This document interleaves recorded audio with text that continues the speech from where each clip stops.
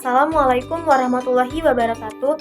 Perkenalkan, saya Anggi Anggraini dengan NIM 20231433625. Saya dari Prodi Pendidikan Guru Sekolah Dasar, Fakultas Keguruan dan Ilmu Pendidikan.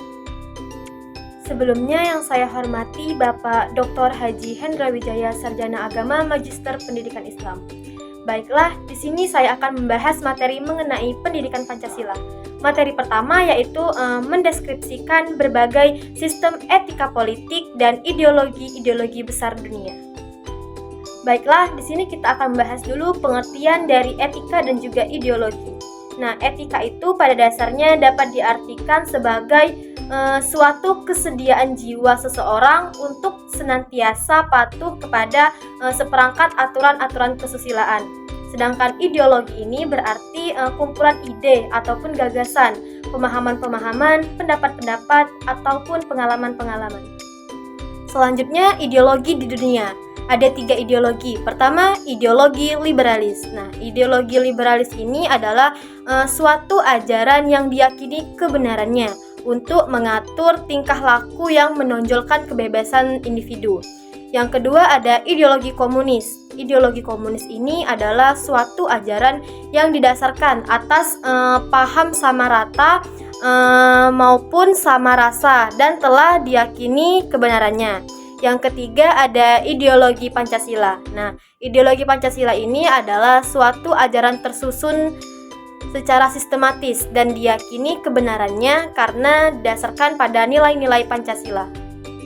Berikut ini ada beberapa macam ideologi di dunia yang perlu kita ketahui. Di antaranya adalah pertama ada konservatisme, ada komunis, ada liberalisme atau liberal, kapitalisme, fasisme, sosialisme, anarkisme maupun demokrasi. Selanjutnya materi kedua kita akan membahas mengenai membandingkan sistem etika Pancasila dengan liberalisme dan komunisme. Pertama, kita akan membahas mengenai pengertian ideologi Pancasila. Nah, ideologi ini adalah sistem gagasan yang mempelajari keyakinan-keyakinan dan juga hal-hal ideal filosofis, ekonomis, politis, dan juga sosial. Nah, Pancasila ini diartikan sebagai ideologi bangsa Indonesia yang merupakan hasil penuangan ataupun pemikiran seseorang atau sekelompok orang yang diangkat dari nilai-nilai adat istiadat, kebudayaan, serta nilai religius yang terdapat dalam pandangan hidup masyarakat Indonesia. Nah, Pancasila sebagai ideologi bangsa menunjukkan adanya keseimbangan ide dan juga gagasan, serta tidak bersifat absolut dalam memandang manusia dan kehidupan bernegara, sedangkan liberalisme, komunisme lebih bersifat mutlak dan totaliter, sehingga ideologi yang tepat dan sesuai dengan kehidupan bangsa Indonesia adalah Pancasila, karena Pancasila ini diangkat dari nilai-nilai adat istiadat kebudayaan serta nilai religius yang terdapat dalam pandangan hidup masyarakat Indonesia. Selanjutnya pengertian liberalisme dan juga komunisme. Liberalisme adalah paham yang memberikan penekanan kebebasan individu sehingga kesejahteraan bukan menjadi tanggung jawab negara. Sedangkan komunisme itu dapat diartikan sebagai anti kapitalisme, menggunakan sistem sosialisme sebagai alat kekuasaan, sebagai prinsip semua adalah milik rakyat dan dikuasai oleh negara untuk kemakmuran rakyat secara merata. Nah, komunisme ini sangat membatasi demokrasi sehingga komunisme juga disebut anti-liberalisme.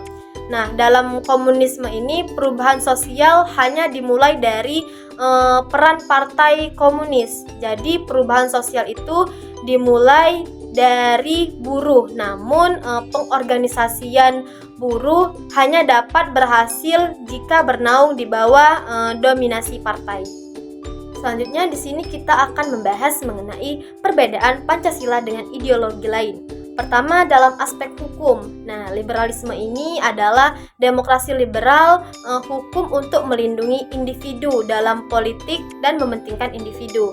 Yang kedua yaitu komunisme. Nah, komunisme ini adalah demokrasi rakyat, berkuasa mutlak satu parpol, hukum untuk melanggengkan komunis. Dan yang ketiga ada Pancasila. Nah, Pancasila ini merupakan demokrasi Pancasila, hukum untuk menjunjung tinggi keadilan dan keberadaban individu dan masyarakat.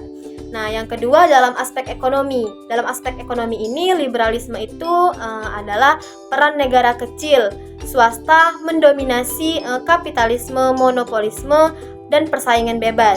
Yang kedua yaitu komunisme. Komunisme ini adalah peran negara dominan demi kolektivitas, berarti demi negara, monopoli negara. Nah, yang ketiga ada Pancasila. Nah, Pancasila ini memiliki peran negara ada untuk tidak terjadi monopoli yang dirugikan rakyat.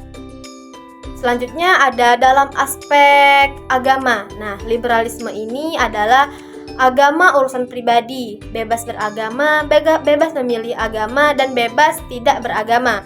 Yang kedua ada komunisme. Nah, komunisme ini adalah agama candu masyarakat. Agama harus dijauhkan dari masyarakat. Yang ketiga ada Pancasila. Nah, Pancasila ini bebas memilih agama. Agama harus menjiwai dalam kehidupan bermasyarakat, berbangsa, dan juga bernegara. Selanjutnya, aspek pandangan terhadap individu dan masyarakat. Pertama ada liberalisme. Liberalisme ini adalah individu lebih penting daripada masyarakat. Masyarakat diabdikan bagi individu.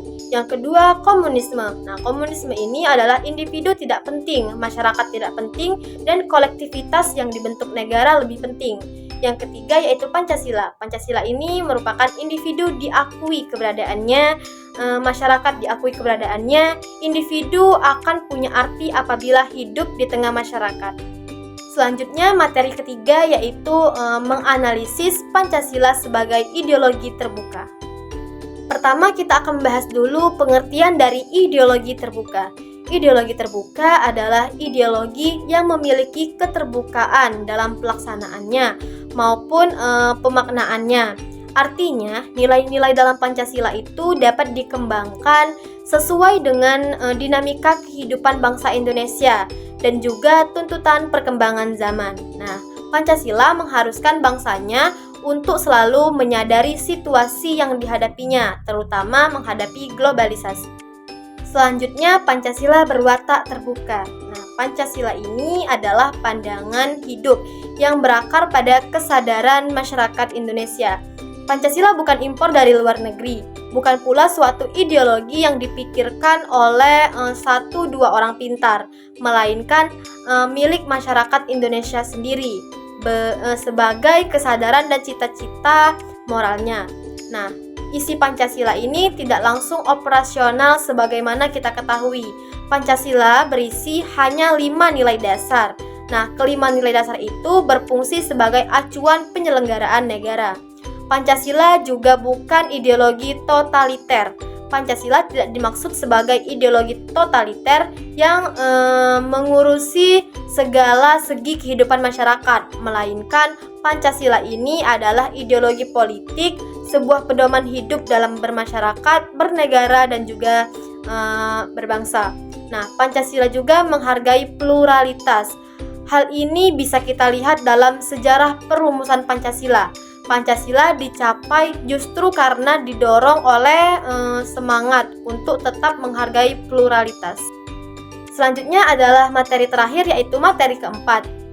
Menjelaskan Pancasila sebagai ideologi terbuka merupakan persyaratan terwujudnya Indonesia baru yang dilandasi semangat toleransi. Pertama, kita akan menjelaskan mengenai arti Pancasila sebagai ideologi terbuka. Pancasila dikatakan sebagai ideologi terbuka di mana Pancasila mampu menyesuaikan diri dalam perkembangan zaman. Nah, ideologi terbuka adalah ideologi yang mampu mengikuti perkembangan zaman dan juga bersifat dinamis. Nah, Pancasila sebagai ideologi dinamis yang mencerminkan keterbukaan pemikiran yang mampu menerima segala iklim perubahan yang terjadi. Selanjutnya, dimensi Pancasila sebagai ideologi terbuka. Nah, ada 3 dimensi. Pertama, ada dimensi realitas. Nah, pada dimensi realitas ini, di mana nilai-nilai dasar yang terkandung dalam ideologi secara real, berakar, dan hidup dalam masyarakat. Yang kedua ada dimensi idealisme. Nah, dimensi idealisme ini adalah ideologi yang memberikan harapan tentang masa depan yang lebih baik. Nah, yang ketiga ada dimensi fleksibilitas. Nah, dimensi fleksibilitas atau dimensi pengembangan adalah ideologi yang memiliki keluasan dan juga kemungkinan dalam pengembangan pemikiran. Baiklah, mungkin itu saja yang dapat saya jelaskan. Sekian dan terima kasih. Lebih dari kurang saya mohon maaf. Kepada Allah saya mohon ampun. Saya akhiri. Wassalamualaikum warahmatullahi wabarakatuh.